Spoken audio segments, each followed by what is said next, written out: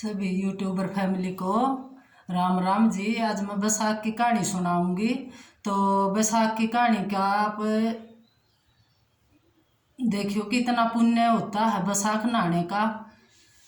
तो मेरे को तो पता भी नहीं था कि भाई बैसाख मनाया भी जा है।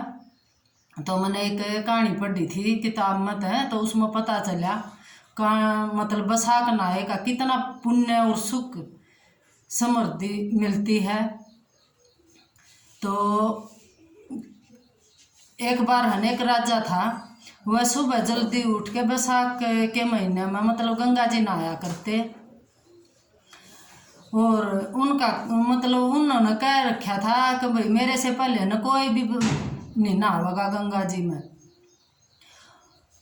तो उन्होंने मतलब पहरे के लिए सिपाही बैठा दिए कि भाई मेरे से पहले कोई भी नहीं नहावेगा, और जब कोई मतलब नहावे तो उसको मेरे पास लेके आना, और जब कोई औरत नहावेगी तो मैं उसी से ही शादी कर लूँगा।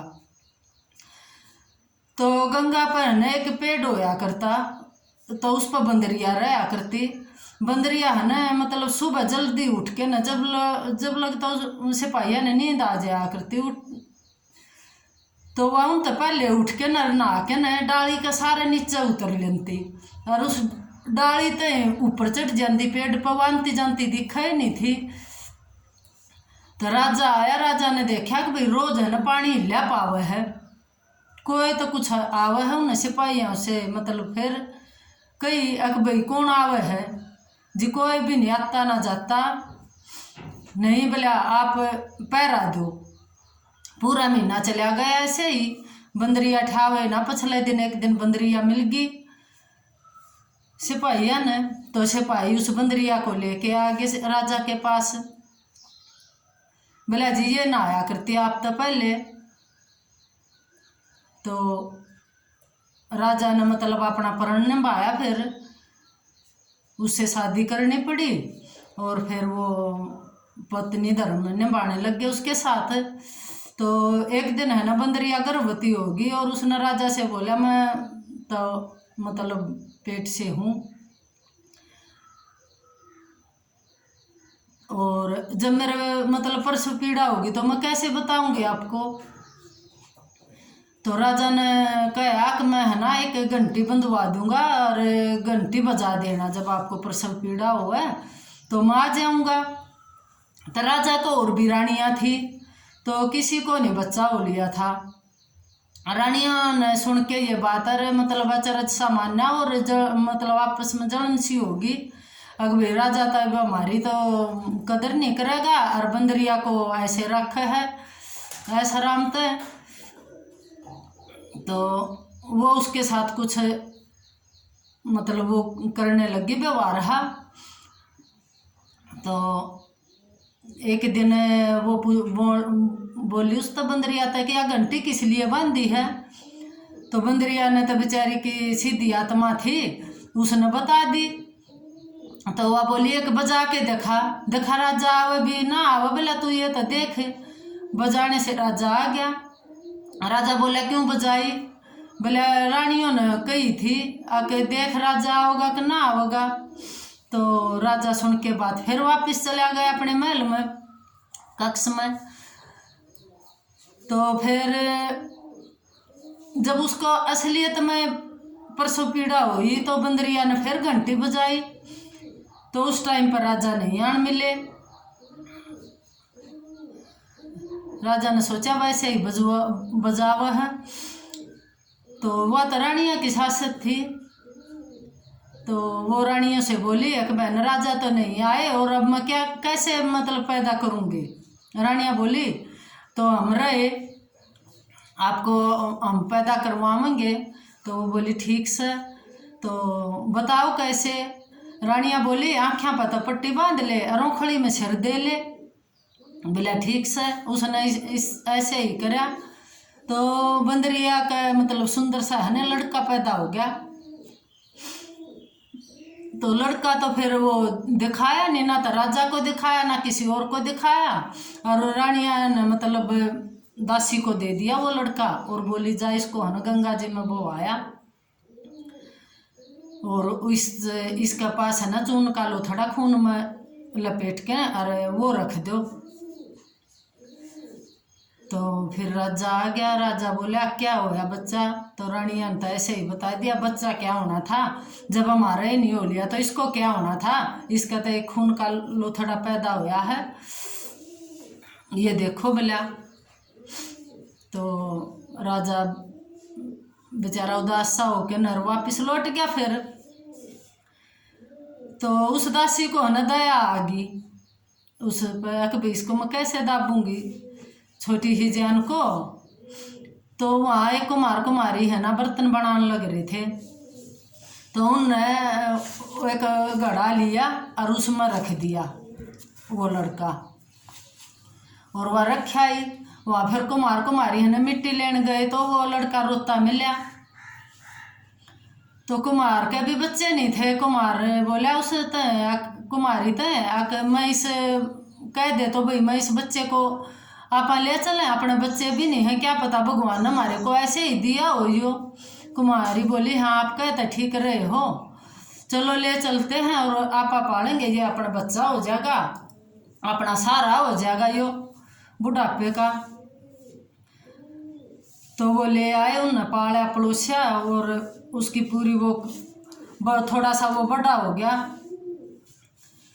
तो लड़का बोला कि कुमार तो पिताजी मैंने है ना मतलब मिट्टी के हाथी घोड़े चाहिए हैं, हाथी घोड़े बनाओ। तो उसने मिट्टी का हाथी घोड़ा बना दिया और उसको दे दिया। तो उनको लेके न लड़का कुएं पर चला गया। कुएं पर कुछ औरतें पानी भर रही थी, उन्होंने आपस में फिर बात चल ली अब भाई ऐसे ऐसे। तो लड़के को न सारी बातों का पता चल गया कि मैं बंदरिया का बच्चा हूँ और मेरे को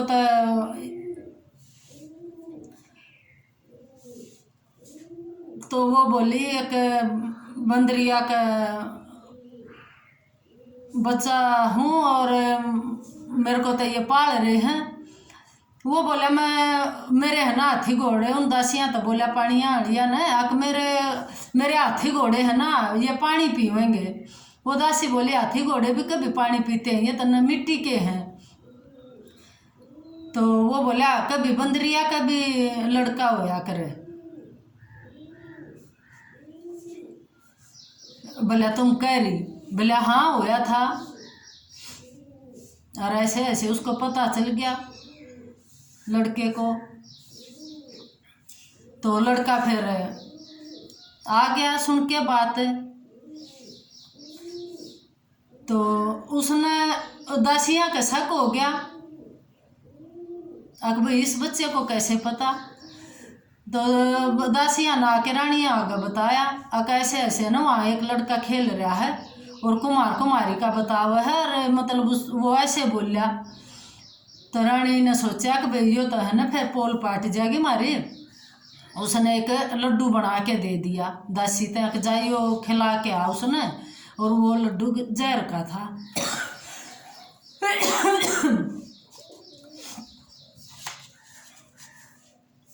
वो लड्डू खिलाने को गई तो वो लड्डू मतलब उसका बन गया गोंद पंजीरी का, और बच्चे ने खा लिया, कुछ नहीं होया। बच्चे कहते वे सारा खेल यू बंदरिया का था, बसाक नहाने का है, इतनी शक्ति थी उसके लड़के का भी कुछ नहीं होया। वो भी मतलब बदल गया लड्डू भी। तो रानी ने सोचा कि लड़का तो भी नहीं मरा, मैंने जहर का भी लड्डू दे दिया फिर भी नहीं मरा। तो आसन पार्टी लेके पड़ गई। राजा आया, बोला कि होया? बोला पहले है ना उस कुमार कुमारी ने बाहर निकालो। राजा बोला कि कुमार कुमारी ने बाहर कैसे निकालूं, सारी प्रजा उसका पानी पीवे ठंडा, तो पानी पीने के लिए मन मटके नहीं बोला चाहे कैसे भी हो उस कुमार को है ना यहाँ से निकाल दो। राजा ने मारनी पड़ी और वो कुमार कुमारी बाहर निकाल दिए। तो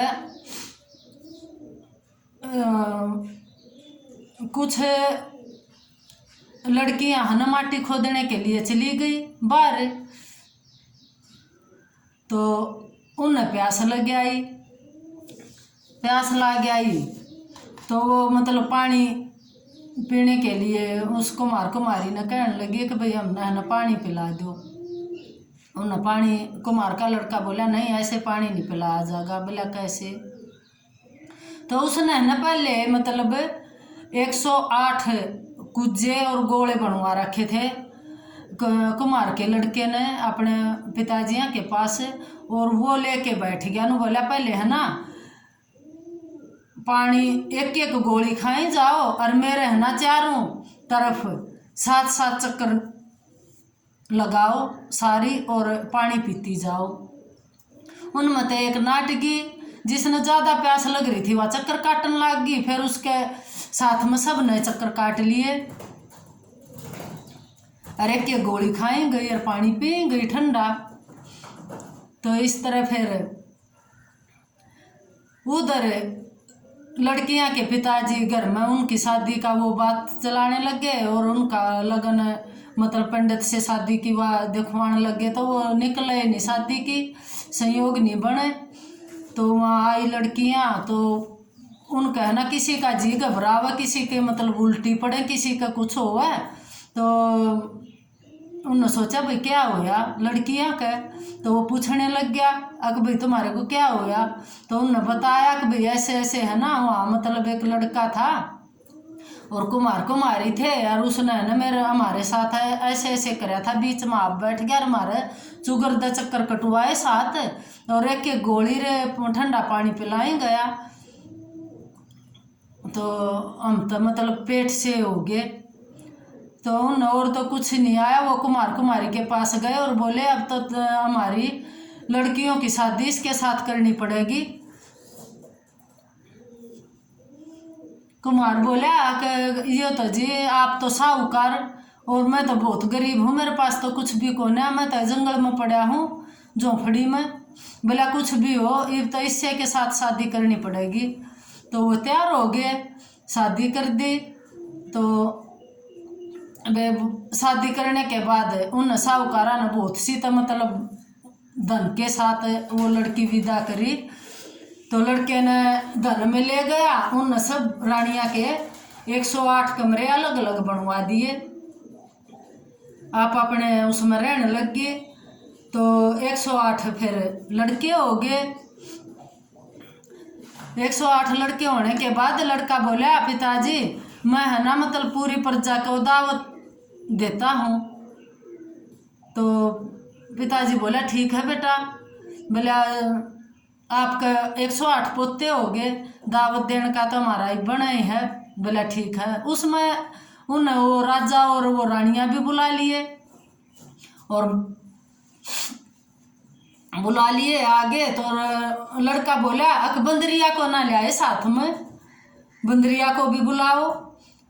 तो लड़के ने ना बंदरिया के लिए सोने की गद्दी और मतलब पूरे ठाठ बांटते हैं और पालकी सजा के न जब बुलाया गया और रानियों को पहले बता दिया था अक बंदरिया के मतलब गोद में मोर सरकी और साथ में गेलिया गोद में पोते देने हैं। तो रानिया ने ऐसे ही उसका स्वागत कराया। राजा को इस बात से मतलब वो हो गया कि भाई इसने तो है ना बंदरिया को तो इतना स्वागत कराया है, इतनी इज्जत दी है और हमारी इतनी इज्जत नहीं करी। तो वो राजा के लड़के से कहने लग गया अगर भाई आपने तो हमारा अपमान कराया है और इसका इतना बड़ा सम्मान कराया बंदरिया का।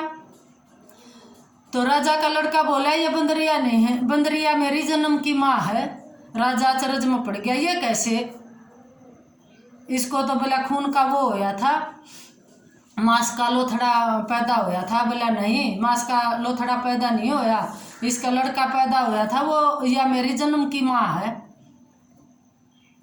और आपको तो मतलब इन रानियों से पूछो और जो दासी मेरे को घड़े में लौटा के आई थे ना वो रानी यहीं, वो दासी भी यहीं खड़ी है, उससे पूछो। उस दासी ने भी हाँ भर ली वे। तो राजा बहुत खुश हो गया, उसने तो 108 पोते लड़का मिल गया। तो वो तो बहुत मतलब साज बाजते हैं और उसने लेके अपने मतलब उसमें आया और उसने 108 महल बना दिए अपने पोत्या खातर बड़े उसने। और इस तरह उसने मतलब 108 पोते 108 बुए मिल गई। ये देखो वे बैसाख नहाने का मतलब कितना पुण्य मिला है एक राजा और बंदरिया ने। बंदरिया की भी किस्मत जाग गई है, आज इंसाना की भी नहीं सी किस्मत है जो बैसाख नहाने था। बंदरिया की इतनी बढ़िया किस्मत है। वे जो करे बंदरिया और राजा ने मतलब फल मिला है ना, सब ने ऐसे ही सुख समृद्धि और पुण्य मिले। तो यो है बैसाख नहाने की मतलब। तो राम राम बेबे सब ने और सुन के और बताइयो बेबे किसी कहानी लागी और आप भी नहाइयो गंगा जी में बैसाख। राम राम जी। और कमेंट सब्सक्राइब और लाइक करियो बे, मेरा भी हौसला बढ़े ताकि मैं और आगे भी आपके लिए कहानी ले आऊँ।